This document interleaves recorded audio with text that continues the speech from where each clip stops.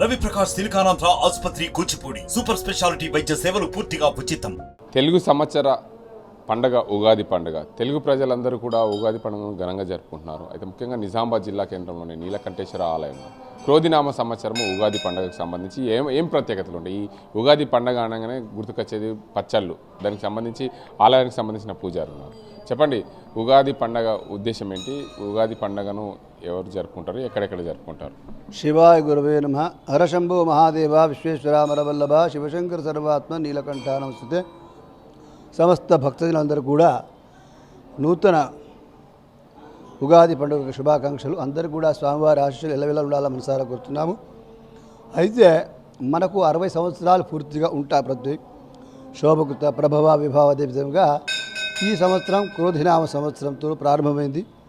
మంగళవారం అటు వినాయకుడు, అమ్మవారు, సుబ్రహ్మణ్య స్వామి, ఆంజనేయ స్వామి ఈ దేవతల యొక్క ముఖ్యమైనటువంటి రోజు కనుక ఈ క్రోధినామ సంవత్సరంలో అందరూ కూడా సుఖ సంతోషాలు, అష్టైశ్వర్యాలు, భోగభాగ్యాలుగా ఉండాలని ప్రాతకాలం దేవస్థానంలో అభిషేకం చేయడం, లోక కళ్యాణార్థం కోసం అభిషేకం చేయడం జరిగింది. అదేవిధంగా రోజు కూడా స్వామివారికి పంచామృతాలతో అభిషేకం ఉంటుంది.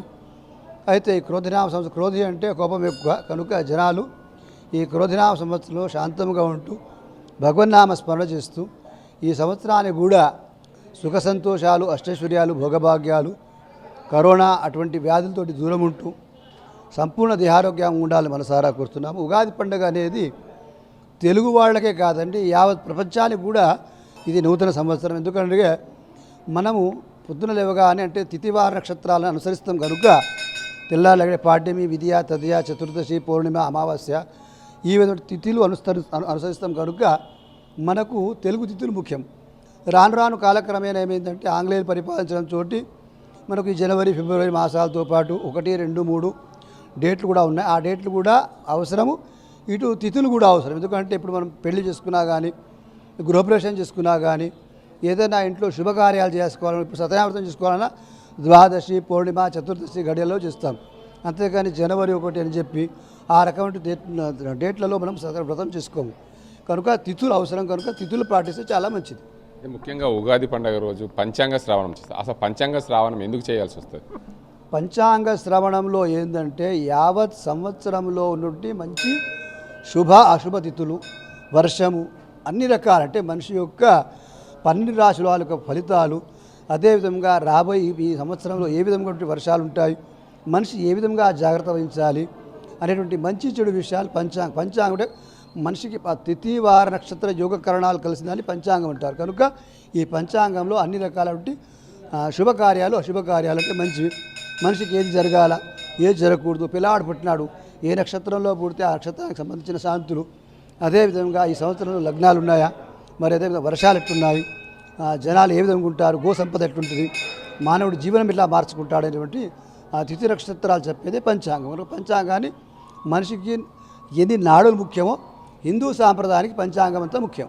అయితే పంచాంగ శ్రావణం విన్న తర్వాత మనిషి ఆలోచన, నాకు ఆదాయం ఈ సంవత్సరం తక్కువగా ఉంది, ఎక్కువగా ఉంది అనే ఆలోచన విధానం మారుతుందా? ఆదాయము అంటే రాజపీయం, రాజహోమానం అవన్నీ ఉంటాయి. కానీ దాన్ని బట్టి మనం అనుసరించాలి. ఆదాయం 8, ఖర్చు 4 వచ్చిందనుకో సంతోషపడద్దు. 8 ఆదాయం, 8 ఖర్చు, 14 ఆదాయం వస్తే బాధపడద్దు. అంటే ఆ కాలంలో మనం ఏ రకంగా ఉండాలి. మన దగ్గరకు 10 రూపాయలు ఉన్నాయి, 10 రూపాయలు కనీసం ఒక 5 రూపాయలు పక్కన పెట్టుకొని 5 రూపాయలతో దాన ధర్మాలు ఖర్చులు తీసుకుంటే మంచిది అనేటువంటి చెప్పడం జరుగుతుంది. అంటే కొన్ని పంచాంగంలో కూడా కొన్ని నష్టము, అది అలాంటి అశుభాలు ఉన్నాయి అని చెప్తారు. ఆ అశుభం ఉన్నదని చెప్పినప్పుడు మనిషి దిగజారిపోతాడేమో? దిగజారిపోయే అవసరం లేదు. అన్నిటికంటే పెద్దది దైవకృప. దైవాన్ని నమ్ముకుంటే తల్లిదండ్రుల సేవ, లోకసేవ, గోసేవ, అదేవిధంగా దైవ సేవ చేస్తే అన్ని దోషాలు పోతాయి. తల్లిదండ్రులకు మించిన దైవం లేదు. ఇంట్లో ఉన్న తల్లిదండ్రులకు నమస్కారం చేసుకుంటే ఎటువంటి దోషాలు పోతాయి.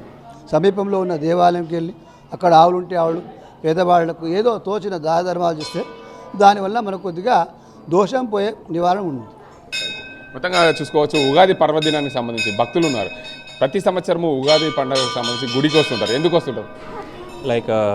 ప్రతి సంవత్సరం ఉగాది, ఇది కొత్త సంవత్సరం. అంటే మన సనాతన ధర్మం ప్రకారంగా మన తెలుగు వాళ్ళకి ఉగాది అనేది నూతన సంవత్సర ఆరంభం ఇది.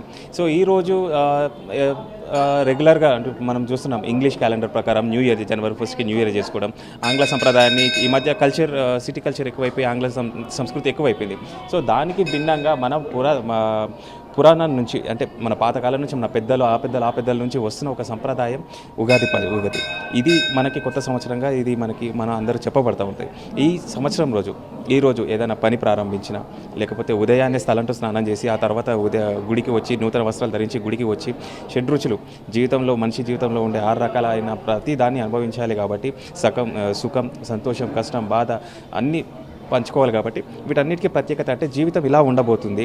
అంటే జీవితంలో ఎత్తులు ఉంటాయి, తగ్గడం ఉంటుంది, సంతోషం ఉంటుంది, కష్టం ఉంటుంది, నష్టం ఉంటుంది. ఇవన్నిటిని కలుపుకొని ముందుకు వెళ్ళాలి అనేది శుభసూచకంగా ఈ రోజు నుంచి అది ప్రారంభమవుతుందని చెప్పేది ఉగాది.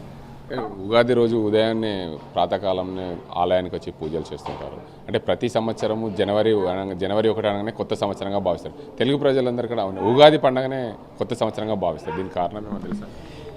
ఇది మనకి ఇప్పటిది కాదండి. ఇది నేను ఒక్కటి చెప్పడం వలన ఇది తెలిసేది కాదు. ఇది సనాతన ధర్మం. ఇది ముందు నుంచి వస్తున్న సనాతన ధర్మం. ఈ ధర్మాన్ని ఇలాగే పాటిస్తూ ఉంటే ముందుకు వెళ్తూ ఉంటుంది. ఈరోజు చూడండి, ఇప్పుడు న్యూ ఇయర్ రోజు మనం జనవరి 1 రోజు మద్యం సేవించడం ఉంటుంది, అర్ధరాత్రులు రోడ్ల మీద తిరగడం ఉంటుంది, ఆల్కహాల్ అండ్ నాన్ వెజ్ ఇవన్నీ తింటూ ఇష్టానుసారంగా ప్రవర్తిస్తూ ఉంటారు. వాళ్ళు అలా ప్రవర్తించడం వల్ల ఇతరులకు ఇబ్బంది కలుగుతుంది, వాళ్ళ ఇంటి వారికి ఇబ్బంది కలుగుతుంది. కానీ ఈరోజు అలా కాదు కదా. ఉదయాన్నే లేచి స్నానం చేసి సంప్రదాయంగా గుడికి వచ్చి గుడిలో పూజ చేసుకొని ఉగాది పచ్చడి తీసుకొని దాని తర్వాత పిండి వంటలు లేకపోతే సాంప్రదాయ వంటలు మాత్రమే తిని ఈరోజు కూల్గా ఉంటారు.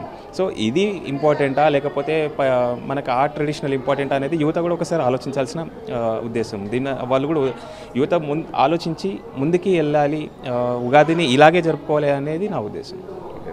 మొత్తంగా చూసుకోవచ్చు, ఉగాది పర్వదినాన్ని పురస్కరించుకొని ఈ సంవత్సరము ఉగాది క్రోధినామ సంవత్సరంతో ప్రారంభమవుతుంది. క్రోధినామ సంవత్సరం అంటే కోపముతో కూడిన పదం అనే అర్థంగా చెప్పబడుతుంది. అంటే ప్రతి ఒక్కరు కూడా క్రోధినామ సంవత్సరంలో కోపతాపాలకు పోకుండా మంచిగా సుఖ సంతోషాలతో ఉండాలని చెప్పి ఈ క్రోధినామ సంవత్సరంలో ఆలయానికి సంబంధించిన భక్తులు అదేవిధంగా దాంతోపాటు ఆలయ పూజారి చెప్తున్నారు. మొత్తంగా క్రోధినామ సంవత్సరంలో ప్రజలందరూ కూడా సుఖ సంతోషాలతో ఉండాలని చెప్పి కోరుకుంటున్నామని చెప్పి చెప్తున్నారు. మరోవైపు ఈ ఉగాది పర్వదినాన్ని పురస్కరించుకుని అయితే షడ్రుచులు గల పచ్చడిని తయారు చేసి ప్రతి ఒక్కరికి పంచితే అది లాభం. ఎందుకంటే మనలో ఉన్న మలినాలన్నీ పోయి మంచి చెడు తీపి ఒగరు పులుపు ఇవన్నీ కూడా ఉన్న దాన్ని పంచడం వల్ల మనలో ఉన్న బాధ అవన్నీ కూడా పోతాయి. దాంతోపాటు ఈ షడ్రుచుల వల్ల మనలో ఉన్న ఏదైతే మనం అనుకునే విధంగా ఏదైతే ప్రతి ఒక్కరికి మనం ఏం పంచాలనుకున్నామో అది అందరికీ కూడా పంచే విధంగా షడ్రుచులు పంచుతారు, పచ్చడి పంచుతారని చెప్పి ఆలయానికి సంబంధించిన పూజారి చెప్తున్నారు. ప్రతి సంవత్సరము ఉగాది పండుగ రోజు భక్తులు ఆలయానికి భారీగా తరలి వస్తున్నారు. తెలుగు సంవత్సరము కాబట్టి ఉగాది తెలుగు ప్రజలందరితో పాటు దేశంలో ఉన్న ప్రజలందరూ కూడా ఉగాది పండుగను జరుపుకుంటారని చెప్పి చెప్తున్నారు. ఇది ఇక్కడ పరిస్థితి. కెమెరా పర్సన్ అజీంతో గంగారెడ్డి, RTV నిజామాబాద్. మరిన్ని వీడియోస్ కోసం ఛానల్ ని సబ్స్క్రైబ్ చేయండి, లేటెస్ట్ అప్డేట్స్ కోసం వాట్సాప్ ఛానల్ ని ఫాలో చేయండి అండ్ లింక్ డిస్క్రిప్షన్ లో ఉంది.